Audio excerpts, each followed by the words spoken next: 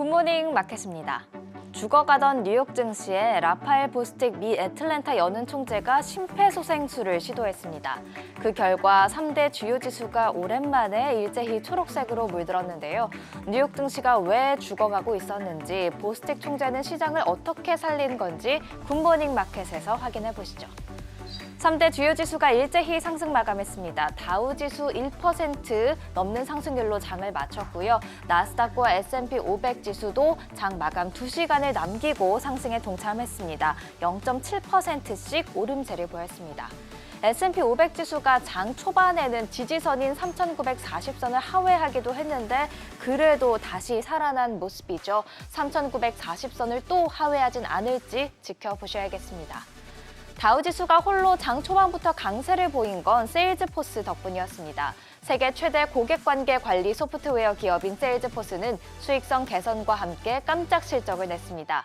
주가가 11.5% 급등하면서 다우지수까지도 같이 끌어올렸는데요.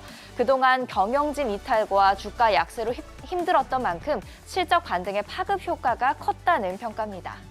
그렇다면 나스닥과 S&P 500 지수는 왜 장 초반부터 오르지 못했을까요? 세일즈포스가 다우지수를 끌어준 것과 달리 나스닥과 S&P 500 지수는 미 국채금리 상승과 테슬라 주가 하락이라는 압박을 받았기 때문입니다.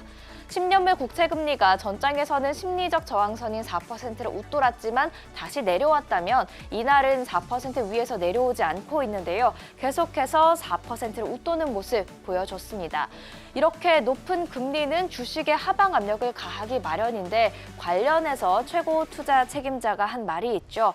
여기 보시면 높은 금리는 주식시장을 하락시킬 것이다. 이렇게 좀 부정적인 말을 했습니다.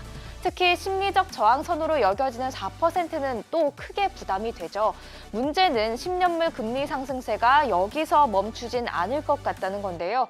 크레딧 스위스 전략가 말 한번 같이 보실까요?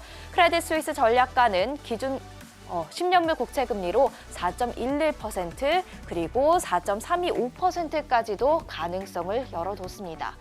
이날 국채금리 상승을 부추긴 건 뜨거운 노동시장으로 인해 인플레이션이 지속될 것이고 인플레이션 지속은 연준의 긴축 장기화를 의미한다는 우려 때문이었습니다. 뜨거운 노동시장은 주간 실업보험 청구 건수로 재확인됐는데요. 2월 25일 기준 신규 실업보험 청구 건수는 19만 건으로 전주 대비 2천 건 또 감소했습니다. 월스트리트저널이 집계한 전문가 예상치 19만 5천 건보다 적었고요. 7주 연속 20만 건을 밑돌았습니다. 계속 실업보험 청구 건수도 2월 18일 기준 전주 대비 5천 건 감소하면서 실업자들이 빠르게 재취업하고 있음을 보여줬죠. 이날 발표된 4분기 단위 노동 비용도 연율 3.2% 상승을 기록했는데요. 예비치였던 1.1% 상승보다 크게 상향 조정이 됐고요.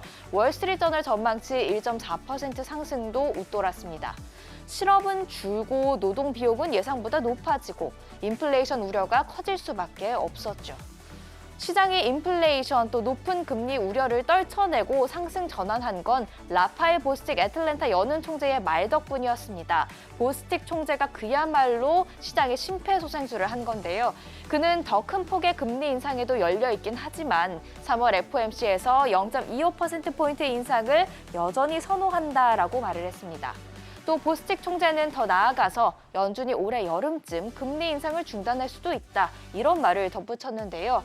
이날 알리안츠 수석 경제 고문은 빅스텝으로 돌아가야 한다고 주장하는 등 일부 연준 위원들과 전문가들이 0.5%포인트 인상이 적절하다고 주장한 가운데 0.25%포인트 인상을 선호한다. 또 금리 인상이 중단될 수도 있다는 보스틱 총재의 말 한두 마디는 시장을 다시 뛰게 할 마법 같은 말이었을 겁니다.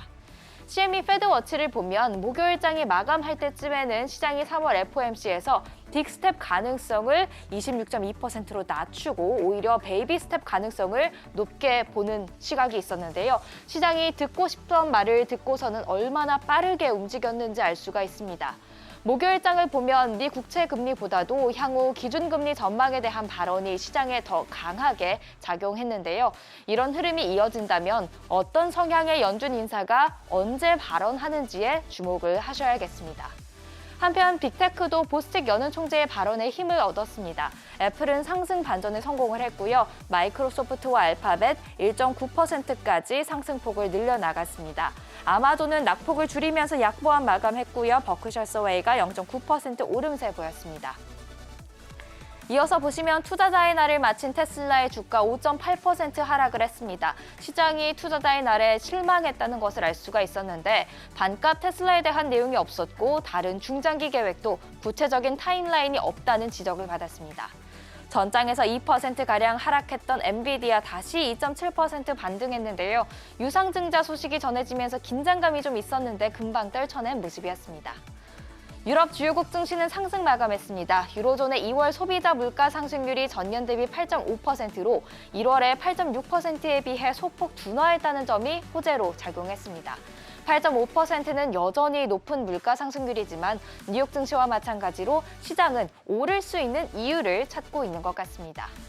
아시아 주요 증시는 미국의 긴축 우려가 이어지면서 하방 압력을 받았습니다. 미 10년물 국채금리 상승이 미국보다도 아시아에 더 큰 부담으로 작용한 것으로 보이는데요.